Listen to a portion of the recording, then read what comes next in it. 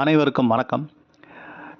இன்றைக்கி வீடியோ 60 வயதுக்கு மேலே மூட்டு வலி, உடல் வலிகள் நார்மல் தானா, இதை பற்றி தான். ஒரு பேஷண்ட் என்கிட்ட கேட்ட கேள்வி இது.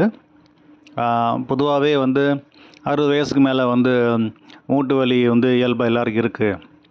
என்னோடய ஃப்ரெண்ட்ஸ் ரிலேட்டிவ்ஸ்ட்டை பார்த்த வரைக்கும் உட்காந்தா எந்திரிக்க முடியல, கஷ்டமாக இருக்குது, குறுக்கு வலிக்குது, கழுத்து வலி இருக்குது, சமணங்கால் போட முடியல, படி ஏறினா வலிக்குது.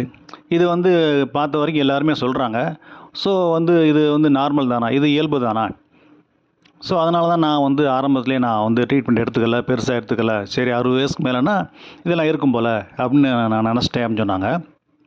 அவங்களுக்கு மூட்டு அதிகமாகவே தேஞ்சிருந்தது. இது சீக்கிரமாக அது இருந்தால் இன்னும் கொஞ்சம் நல்லா குணப்படுத்திடலாம், மூட்டு தேய்மானத்தை முந்தையே தடுத்துருக்கலாம். இப்போது அந்த கேள்விக்கான பதிலை நான் சொல்கிறேன். இது நிறைய பேர் உதவியாக இருக்கும். இப்போ இந்த படத்தில் பார்த்த மாதிரி இன்னமும் கூட 60 வயசுக்கு மேலே விவசாய வேலை பார்க்குற மக்கள் நம்ம நாட்டில் இருக்காங்க.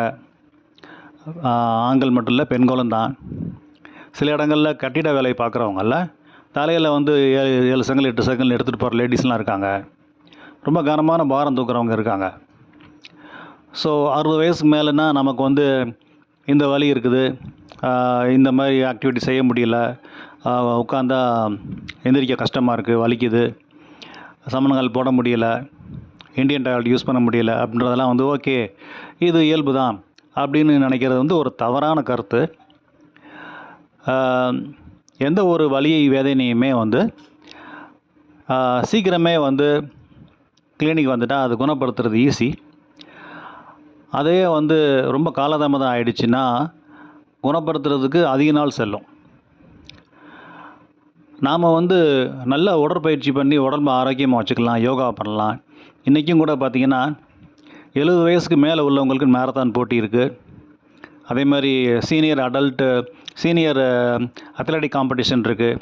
இந்தியாவில் நேஷ்னல் லெவலில் மட்டும் இல்லை, நிறைய இன்டர்நேஷ்னல் லெவல்லையும் நடக்குது. அதில் பார்ட்டிசிபேட் பண்ணுறவங்க மெடல்லாம் வாங்குகிறாங்க. நம்ம நியூஸ் பேப்பரில் டிவியில் பார்க்குறோம். ஸோ நல்ல உணவு முறை, நல்ல ஒரு உடற்பயிற்சி, யோகா பண்ணுறவங்க, ஜங்க் ஃபுட் அதிகம் எடுத்துக்காமல் ஆரோக்கியமான ஒரு வாழ்க்கை வாழ்கிறவங்களுக்கு 80 வயசுலேயும் இல்லை, 90 வயசில் கூட ஆரோக்கியமாக இருக்கலாம். நன்றி.